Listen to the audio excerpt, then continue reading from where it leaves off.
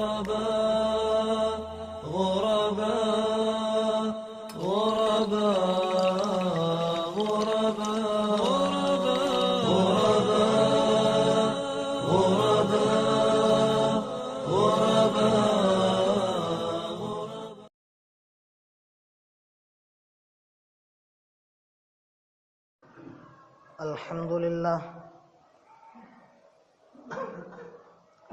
الحمد لله نحمده ونستعينه ونستغفره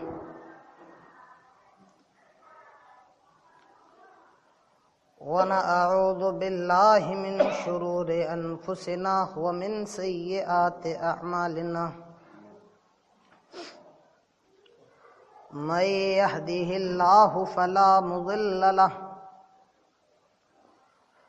ومن يضلله فلا هادي له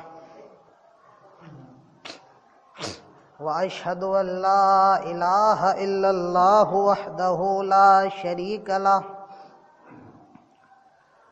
وأشهد أن محمدا عبده ورسوله. أما بعد فإن خير الحديث كتاب الله وخير الهدي هدي محمد صلى الله عليه وسلم وشر الأمور محدثاتها وكل محدثة بدعة وكل بدعة ضلالة وكل ضلالة في النار. قال الله تبارك وتعالى في القرآن المجيد: أعوذ بالله السميع العليم من الشيطان الرجيم. بسم الله الرحمن الرحيم. قاف والقرآن المجيد بل عجبوا أن جاءهم منذر منهم فقال الكافرون هذا شيء عجيب أَإِذَا مِتْنَا وَكُنَّا تُرَابًا ذَلِكَ رَجْعٌ بَعِيدٌ قَدْ عَلِمْنَا مَا تَنْقُصُ الْأَرْضُ مِنْهُمْ وَعِنْدَنَا كِتَابٌ حَفِيظٌ بَلْ كَذَّبُوا بِالْحَقِّ لَمَّا جَاءَهُمْ فَهُمْ فِي أَمْرٍ مَرِيجٍ أَفَلَمْ يَنْظُرُوا إِلَى السَّمَاءِ فَوْقَهُمْ كَيْفَ بَنَيْنَاهَا وَزَيَّنَّاهَا وَمَا لَهَا مِنْ فُرُوجٍ وَالْأَرْضَ مَدَدْنَاهَا وَأَلْقَيْنَا فِيهَا رَوَاسِيَ وَأَنبَتْنَا فِيهَا مِنْ كُلِّ زَوْجٍ بَهِيجٍ تَبْصِرَةً وَذِكْرَى لِكُلِّ عَبْدٍ مُنِيبٍ. وَنَزَّلْنَا مِنَ السَّمَاءِ مَاءً مُبَارَكًا فَأَنبَتْنَا بِهِ جَنَّاتٍ وَحَبَّ الْحَصِيدِ وَالنَّخْلَ بَاسِقَاتٍ لَهَا طَلْعٌ نَضِيدٌ. وقال الله تعالى في موضوع آخر: فأما بنعمة ربك فحدث. رب اشرح لي صدري ويسر لي أمري واحلل عقدة من لساني يفقه قولي. رب زدني علما رب زدني علما اللهم رب زدني علما آمین. معزز حاضرین جمعہ، قابل احترام سامعین اور میرے نوجوان ساتھی، سب سے پہلے ہر قسم کی حمد و ثنا، تعریف و توصیف، کبریائی اور بڑائی، عزت و بزرگی، عظمت و شہنشاہی، حکومت و سلطنت اس اللہ رب العالمین کے لیے لائق اور سزاوار ہے جو قیامت کے دن کا، آخرت کے دن کا پورا مالک ہے مالک یوم الدین۔ قیامت کے دن صرف اور صرف اللہ کی حکمرانی رہے گی۔ اس دھرتی پر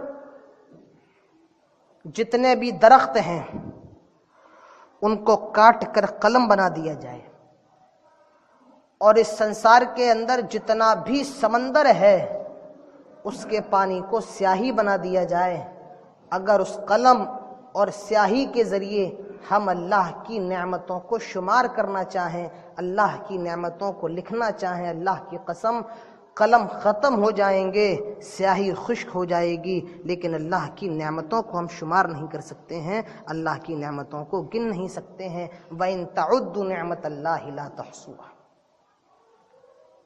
اس کے بعد میں رب ذوالجلال سے یہ دعا کرتا ہوں کہ الہ العالمین جتنے آسمان کے اندر تارے ہیں ان کی تعداد سے زیادہ قیامت کی صبح تک درود و سلام کے پھولوں کی بارش فرما، تمام انبیاء اکرام پر، تمام رسولوں پر بالعموم اور بالخصوص آمنہ کے لال، عبداللہ کے لخت جگر، ختیجہ کے شوہر، خاتم النبیین، امام المسلمین، شفیع المؤمنین جناب محمد الرسول اللہ صلی اللہ علیہ وسلم کی ذات پر اللہم صلی وسلم وبارک علیہ۔ حضرات، ہم اور آپ انگریزی کیلنڈر کے اعتبار سے 2017 میں داخل ہو چکے ہیں، اور آج 2017 کے پہلے مہینے کی 20 تاریخ ہے، اور 5 دن کے بعد 26 جنوری کا دن جو ہندوستان کے لیے بہت اہمیت رکھتا ہے وہ ہمارے سامنے ہے۔ اسی حالات کے پیش نظر آج جس موضوع کا انتخاب کیا گیا ہے، جو ٹاپک اس خطبہ جمعے کے لیے چنا گیا ہے، وہ ہے ہندوستان کی آزادی اور مسلمان، کہ ہندوستان کی آزادی میں، وطن کی آزادی میں مسلمانوں کا کیا رول رہا ہے، وطن عزیز کی آزادی میں مسلمانوں نے کون سا کردار ادا کیا ہے، ہندوستان کی آزادی میں مسلمان کہاں تھے۔ انشاءاللہ اس چیز کو آج میں آپ کے سامنے رکھنے کی کوشش کروں گا۔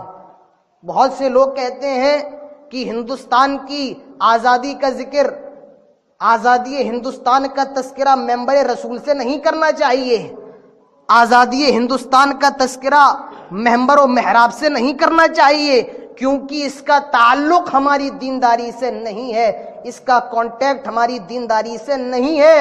میں کہنا چاہتا ہوں یہ بات، اگر اس کا تعلق دینداری سے نہیں ہوتا تو کیوں 5 سے 10 لاکھ علماء اکرام کو سولی پہ چڑھایا گیا، کیوں علماء نے اپنے خون کے نذرانے پیش کیے ہیں، کیوں مسلمان عالموں نے اپنی جانوں کو قربان کیا ہے، اگر اس کا تعلق ہماری دینداری سے نہیں ہوتا۔ میرے پیارے ساتھیوں، آج کے خطبے کے اندر میں آپ کے سامنے آزادی ہندوستان میں جو مسلمانوں نے کردار ادا کیا ہے، میں اس کے تعلق سے کچھ گفتگو آپ کے سامنے کرنا چاہتا ہوں۔ اس گفتگو کرنے کی 3 سبب ہیں، 3 وجہ ہے۔ پہلا سبب، ہمیں اپنا ماضی پتہ چلے، اپنا پاسٹ معلوم ہو کہ ہم نے بھی اس ملک کے لیے قربانیاں دی ہیں، ہمارا ماضی بھی بہت زیادہ روشن رہا ہے، ہمارا پاسٹ بھی بہت زیادہ روشن رہا ہے۔ دوسرا سبب، ہمیں اس بات کا احساس ہو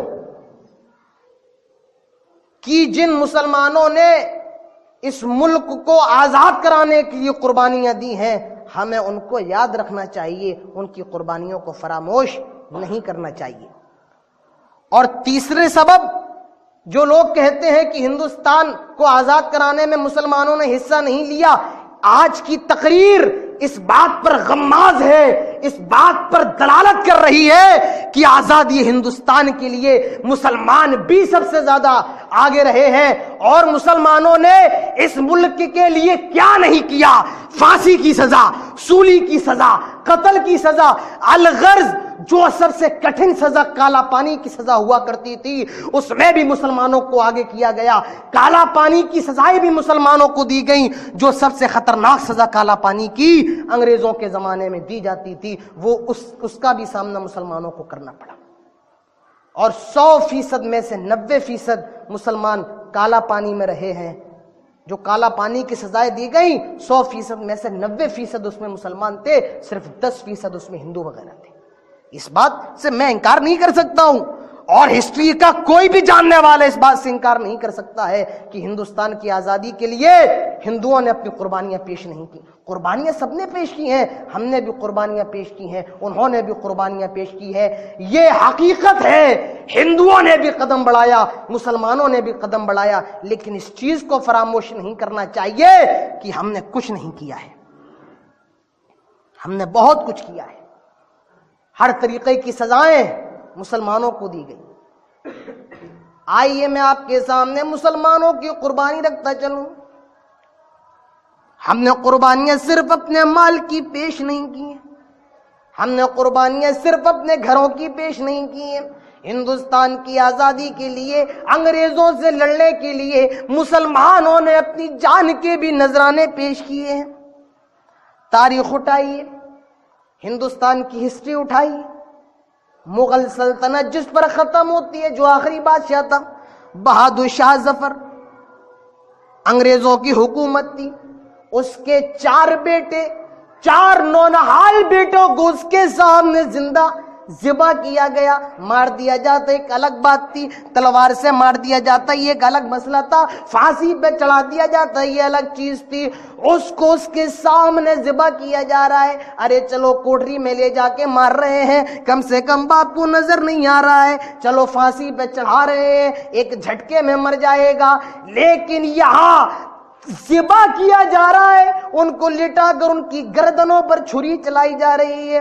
میرے پیارے ساتھیوں، ذرا اس باپ پر کیا گزری ہوگی، بہادر شاہ ظفر کے کلیجے پر کیا گزری ہوگی، جس کے 1 نہیں 2 نہیں 4 بیٹوں کو زندہ اس کے سامنے ذبح کیا جا رہا ہے، وہ تڑپ رہے ہیں، وہ بلک رہے ہیں، ذرا اس کے دل پر کیا گزری ہوگی۔ تو ہم نے اپنے بچوں کی بھی قربانی آزادی ہندوستان کے لیے پیش کی ہے، اور اسی پر بہادر شاہ ظفر نے یہ نظم کہی تھی کہ لگتا نہیں ہے دل میرا اجڑے دیار میں، کس کی بنی ہے عالم جا پائیدار میں، ان حسرتوں سے کہہ دو کہیں اور جا بسے، اتنی جگہ نہیں ہے کوہ یار میں۔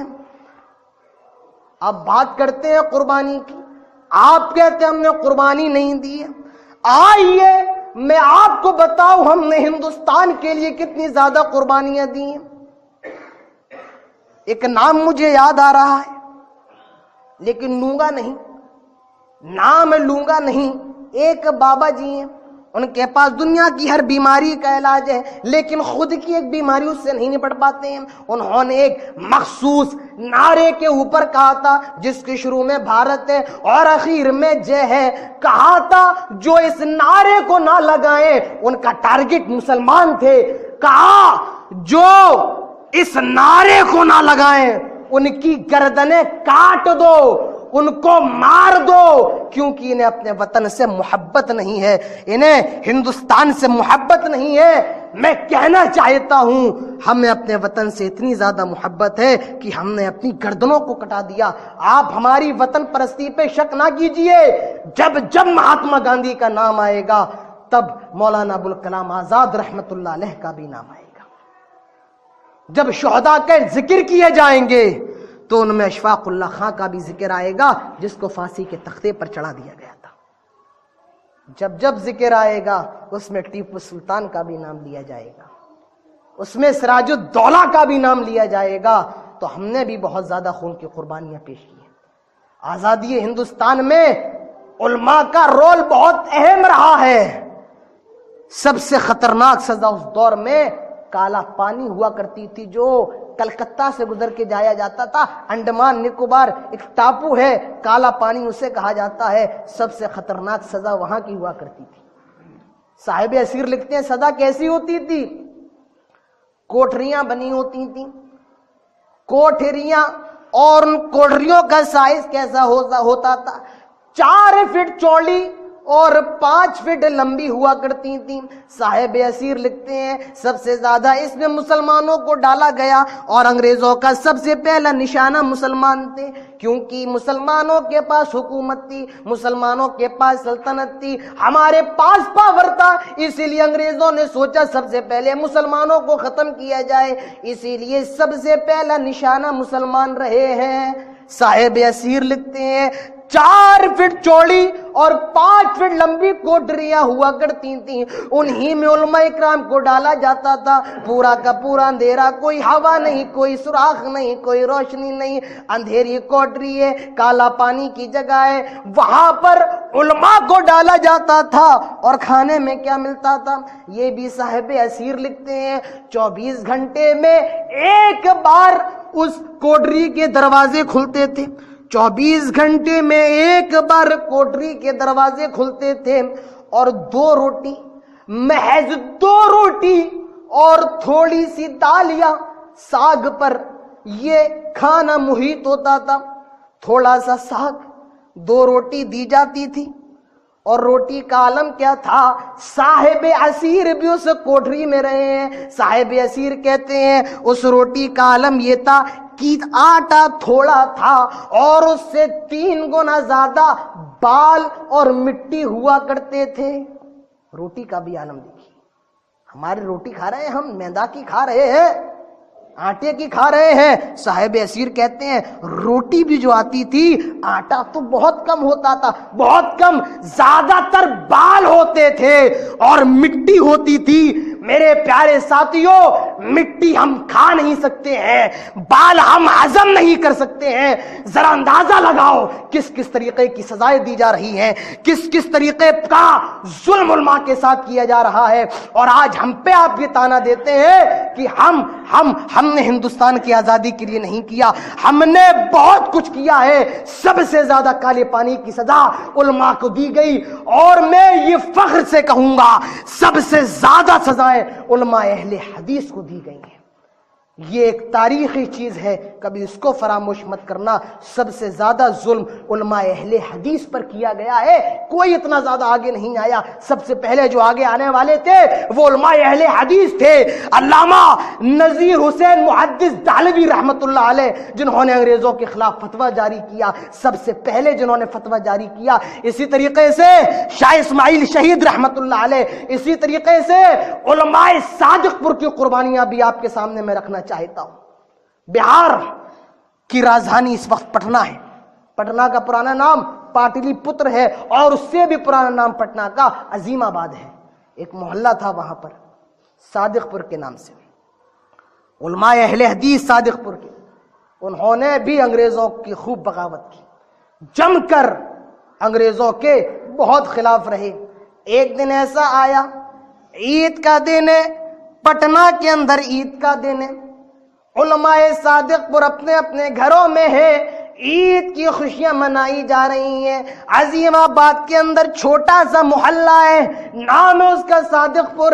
عید کے دن سب اپنے اپنے گھروں میں ہیں, خوشیاں منا رہے ہیں. اور علماء صادق پور کے حالات دیکھو اور غور کرو ان پر کس طریقے کے ظلم کیے جا رہے ہیں.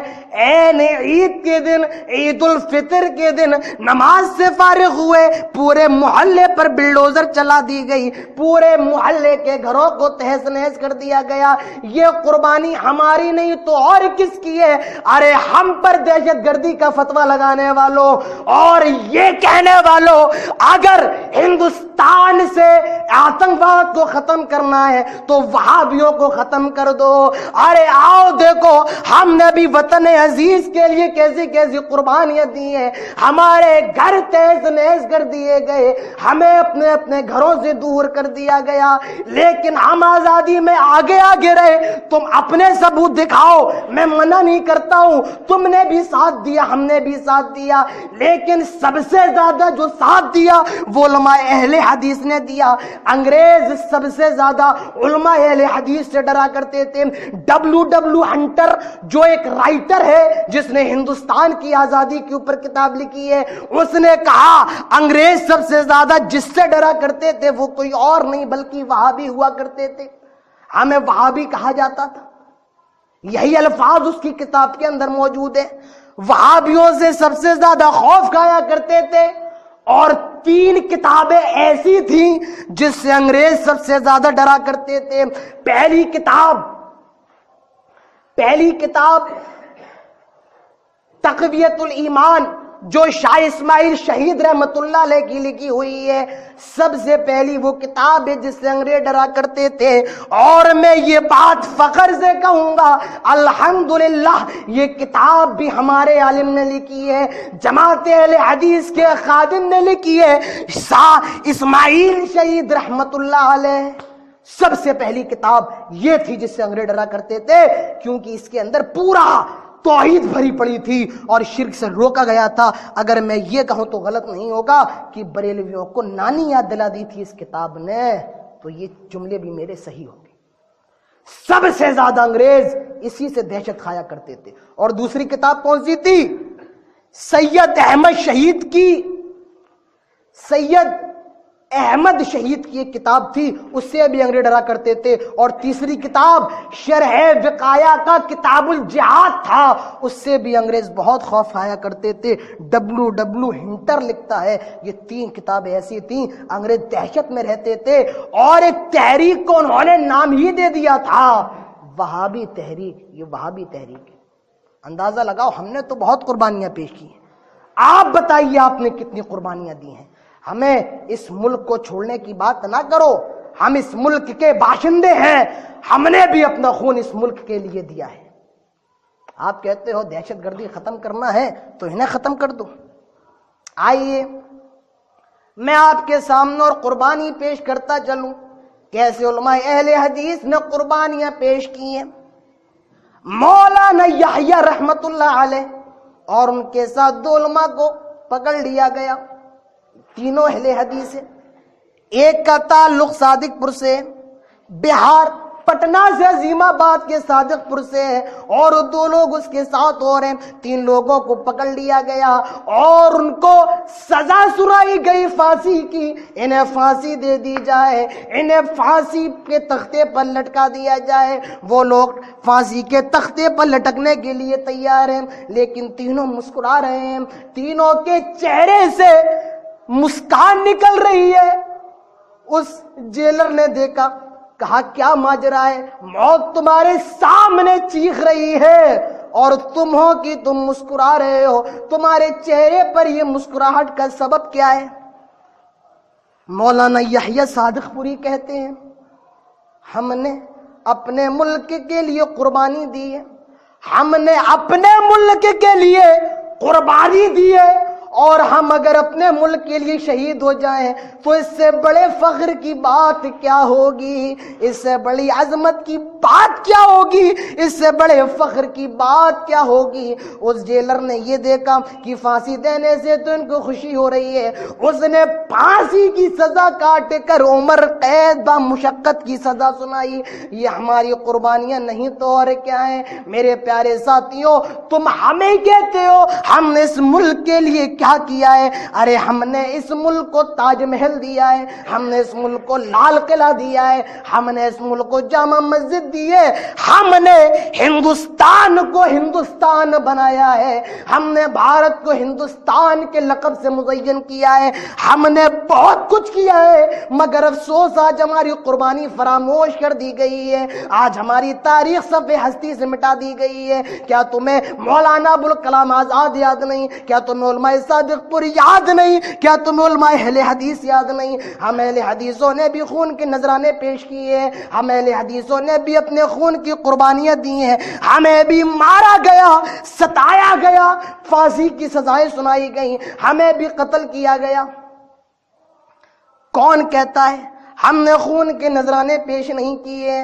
اور سن لو اس ممبر پہ کھڑا ہوں، ایک بات اور کہہ کے جا رہا ہوں. اے ہندوستان کی سرزمین، جو لوگ کہتے ہیں کہ ہمیں بھارت سے پیار نہیں ہے، میرے یہ جملے ان کے لیے ہیں. سن لو، ہمیں ہندوستان سے پیار تو بہت زیادہ ہے، محبت تو بہت زیادہ ہے، ہم مر مٹنے کے لیے تیار ہیں، لیکن ہم اس کو سجدہ نہیں کر سکتے ہیں، ہم اس کے سامنے سجدہ ریز نہیں ہو سکتے ہیں، کیونکہ ہم محبت کرتے ہیں، ہم عبادت نہیں کرتے ہیں. اور ہماری محبت کا حال کیا ہے؟ میں تیری محبت میں گرفتار ہوں، لیکن میں تیری محبت میں گرفتار ہوں، لیکن میں تجھے خدا مانوں یہ امکان نہیں ہے. محبت ہم بہت زیادہ کرتے ہیں، ہر چیز میں ہم آگے ہیں، لیکن میرے پیارے ساتھیوں ہم عبادت نہیں کرتے ہیں، کیونکہ عبادت میں کمپرومائز نہیں ہے. ہم عبادت صرف اللہ کی کرتے ہیں، اپنے وطن سے ہم محبت بہت زیادہ کرتے ہیں. غور کیجیے، آزادی ہندوستان میں مسلمانوں کا کردار کتنا زیادہ اہم رہا ہے، ناقابل فراموش رہا ہے. اگر اس موضوع کو میرے پیارے ساتھیوں کبھی اور اٹھایا جائے، میں یہ بات کہتا ہوں 1.5 گھنٹہ گزر جائے گا، 2 گھنٹے گزر جائیں گے، لیکن علماء کی قربانی اور بالخصوص علماء اہل حدیث کی قربانی آپ کے سامنے پیش کرتے جائیں گے تو آپ کی بھی رونگٹے کھڑے ہو جائیں گے. کیسے علماء اکرام کو ستایا گیا، ظلم کیا گیا. حالات تو یہاں تک آئے، کیرلا کے اندر مسلمانوں کو پکڑ لیا گیا، 150 مسلمان، انہیں چنئی کے کورٹ میں لے جایا جا رہا ہے، چنئی کی عدالت میں. اور کس ٹرین میں؟ اس وقت جو مال گاڑیاں ہوا کرتی تھیں، اس مال گاڑی میں 150 مسلمانوں کو لے جایا جا رہا ہے. اس میں عورتیں بھی ہیں، اس میں بچے بھی ہیں، اس میں بزرگ بھی ہیں. مورخ لکھتا ہے مال گاڑی میں زیادہ سے زیادہ 50 لوگ آ سکتے ہیں، اتنی گنجائش نہیں ہے مال گاڑی میں کہ اس سے زیادہ آئیں. لیکن اسی مال گاڑی کے ایک ڈبے میں 150 مسلمانوں کو ٹھونس کر لے جایا جا رہا ہے، 150 مسلمانوں کو چنئی کی عدالت تک لے جایا جا رہا ہے. بہت فاسٹ گاڑیاں نہیں ہوتی تھی اس ٹائم میں، آپ ہسٹری اٹھا کر دیکھیے، بڑی ہلکی رفتار کی. 3 دن گزر جاتے ہیں. 3 دن کا سفر ہوا کرتا تھا کیرلا سے چنئی کی عدالت کا، 3 دن کا سفر مال گاڑی سے. مورخ لکھتا ہے کہ ایک مرتبہ دوران سفر میں گیٹ کھول کر دیکھا گیا، مال گاڑی کے ڈبے کا دروازہ کھولا گیا، دیکھا گیا کہ 150 میں سے کچھ جانیں جا چکی ہیں. ظاہر سی بات ہے، 2 دن گزر گئے، نہ کھانا ملا نہ پانی ملا، ہوا کے لیے بھی سانس نہیں، قضائے حاجت کے لیے کہاں جایا جائے، نہ روشنی ہے، ساتھ میں بچے بھی ہیں. تاریخ نگار لکھتا ہے دروازہ کھلا، دیکھا کچھ لوگ تو ایسے ہیں جو دوران سفر ہی مر گئے، جو دوران سفر ہی انہوں نے اپنا دم توڑ دیا. اور جب وہ مر گئے تو ان کی لاش سے ایسی بدبو پھوٹنے لگی، کیونکہ پورا بند تھا. جو لوگ زندہ تھے وہ بھی ہلکے ہلکے مردہ ہو گئے. ذرا اندازہ لگاؤ کیسے ظلم ہم پر ہوئے ہیں. لیکن میرے پیارے ساتھیوں ہم بھی آگے رہے، ہم نے بھی ساتھ نہیں چھوڑا ہے. مولانا ابوالکلام آزاد بھی مہاتما گاندھی کے ساتھ تھے. میرے پیارے ساتھیوں ہم عزت سب کی کرتے ہیں، ہم حقیقت بھی کہتے ہیں. سب نے خون کی نذرانے پیش کیے، سب نے قربانیاں دی ہیں.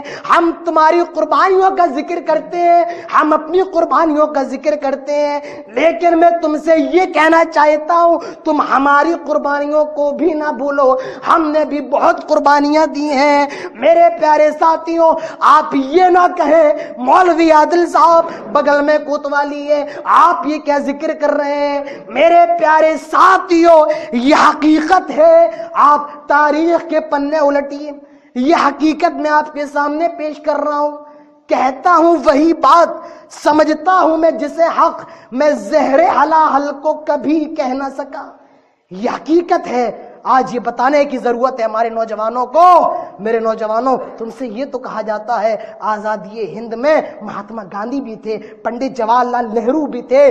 پنڈت جواہر لال نہرو نے تو جب ملک آزاد ہو گیا، پنڈت جواہر لال نہرو پٹنہ گئے اور پٹنہ کی تقریر میں انہوں نے یہ کہا تھا کہ اگر ترازو کے ایک پلڑے پر پورے ہندوستان کے لوگوں کی، مسلمانوں کی نہیں، ہندوؤں کی نہیں، پورے ہندوستان کے لوگوں کی قربانی ایک پلڑے میں رکھ دی جائے اور علماء صادق پور کی قربانی دوسرے پلڑے میں رکھ دی جائے تو علماء صادق پور کی قربانیوں کا وزن زیادہ ہوگا۔